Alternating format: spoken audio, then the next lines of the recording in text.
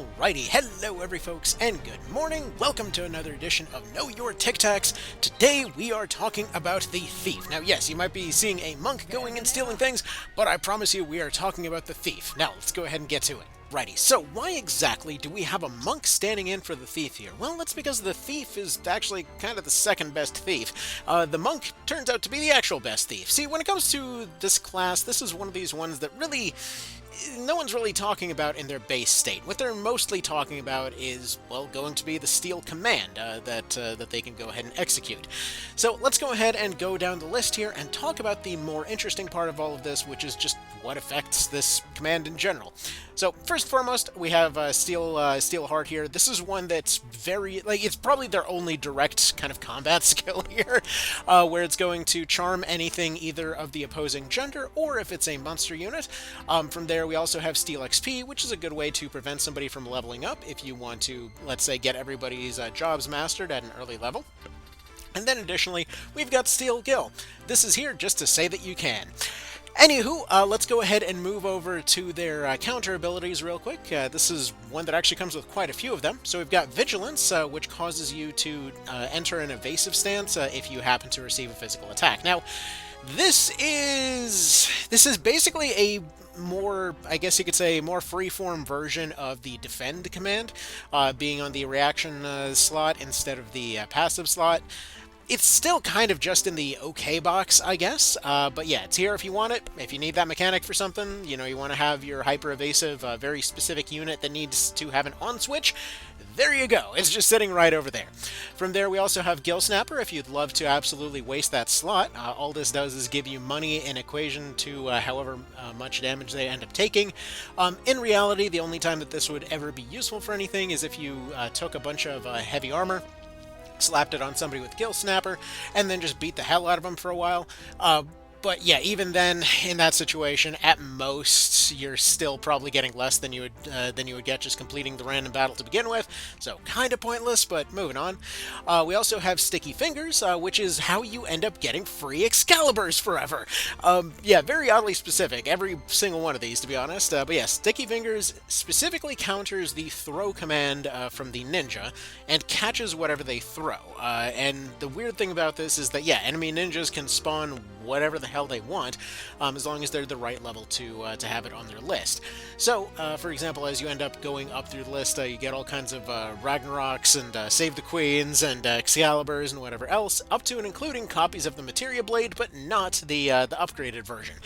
In fact, it's kind of weird that this is the second remake in a row now of a tactics game where we have a case where there was specifically one sword added that was a copy of a previous sword that also just happens to sort of have its own stuff about it.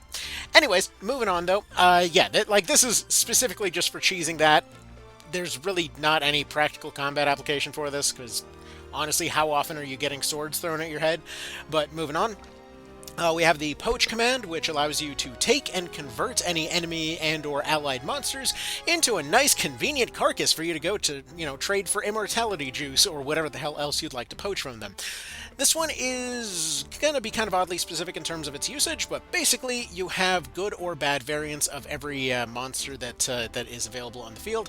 Their rarity doesn't always translate to, like, the goodness of an item. So, for example, some of them might just have a slightly cheaper consumable that's available for their tier 3 variant, but their tier 2 variant turns you immortal or what have you.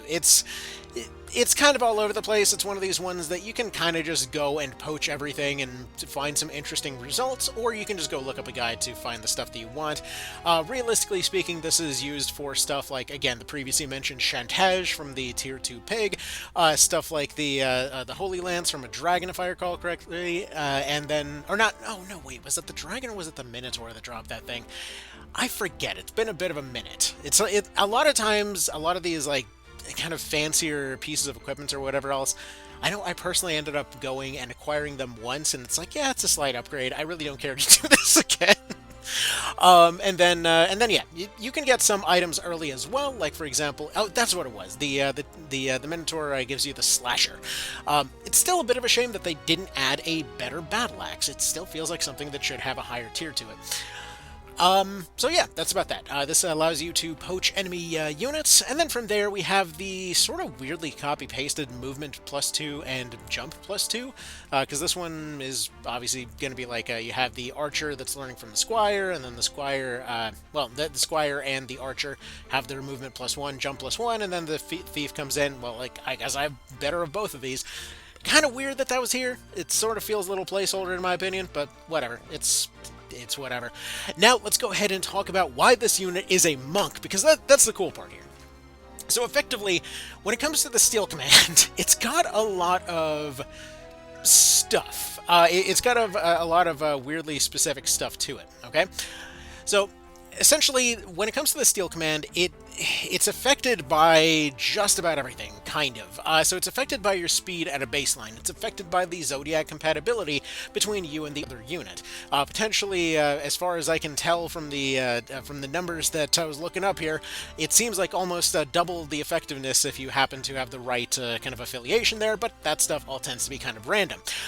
If, for example, you have attack up, that will end up boosting your power, as well as brawler, presumably because you have your hands free. So, you know, you've got your hands free, you don't have a weapon in there, it might be easier to steal something. That is a genuinely cool touch. But that being said, concentration also affects it, being able to completely avoid evasion. Now, this does not matter. Like, basically, as far as thieving goes, if you are stealing from behind or have mitigated their evasion some other way, like, let's say, stealing while they're charging, or potentially putting them to sleep or whatever else, then concentration won't help you. If you are stealing from the front, that's potentially a pretty significant boost. So you have concentration that's going to be helping there, potentially attack up if you're stealing from behind, or, again, you know, putting them to sleep or whatever else. You've got the frog and chicken statuses that are going and boosting it. Surprisingly, protect actually does reduce steal rates. Now, what's funny is that this one was... I see it mentioned on older guides and things. I've seen some guides mistakenly mentioning that this is some, like, new mechanic they added for Tic Tacs. I checked it on the PS1 version. It's still working back then, so no, it's not new here. But yeah, so yeah, anytime that evasion goes down, or anytime that they would be kind of in an altered state, it seems like your steal rates end up going up. And then from there, it's all just speed and zodiac compatibility. So the freeness of your hands, the quickness of your movements, as well as how the stars are aligning that day, as well as whether or not you are a frog or a chicken, are going to determine steal rates. Which, yeah, for something like this, I love how ridiculous it is. How long of a list of things affects this. See, that's the thing. This is why we love Matsuno games. It's like, granted, he's not the guy necessarily designing these particular numbers, I can practically guarantee it, but it's just funny to me that so many different things will affect something that somebody will use a few times to go cheese some items. It's great.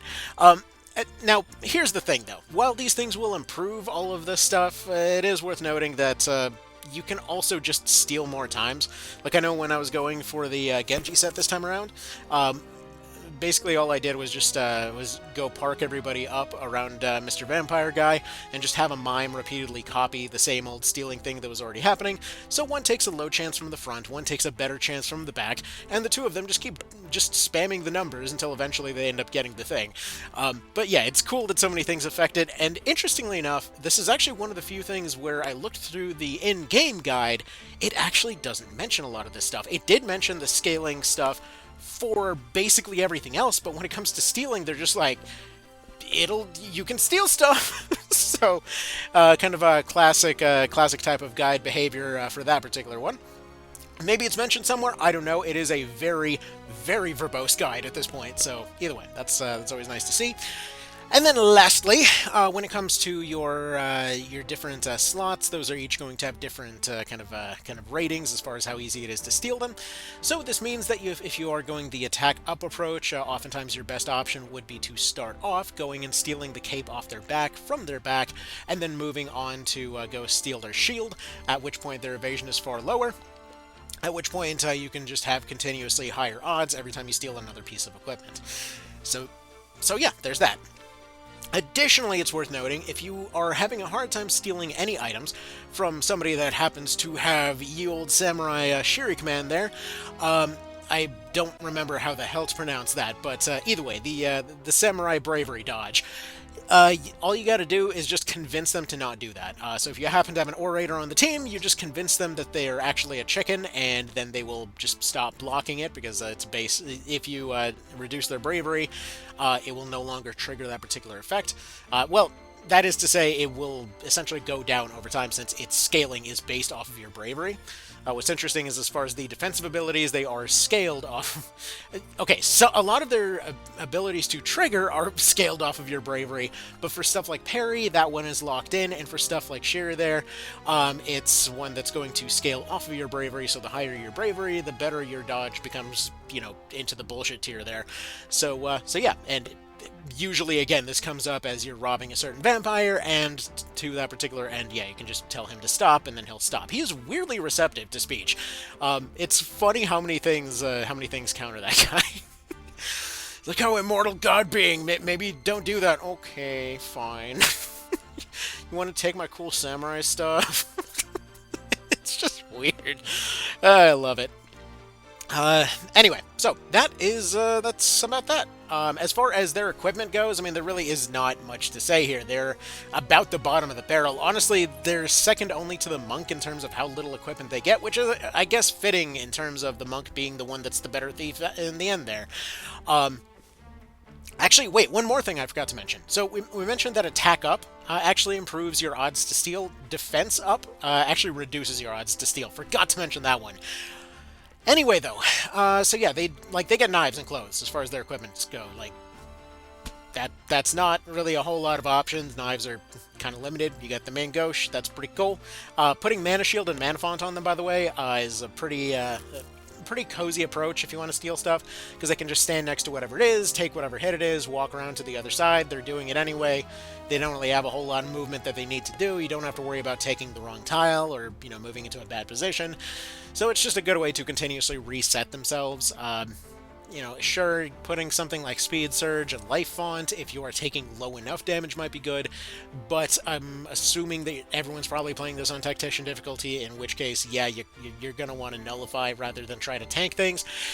Anywho, that is about that. So, that is the Thief in a nutshell. Not very complicated, except for their steal formula, which is surprisingly complicated. And, yeah, that's about that. A whole formula dedicated to how good somebody is with their fingers. Anywho, moving on. Y'all have yourselves a good one. Take care, and I will see you in the next one. Bye.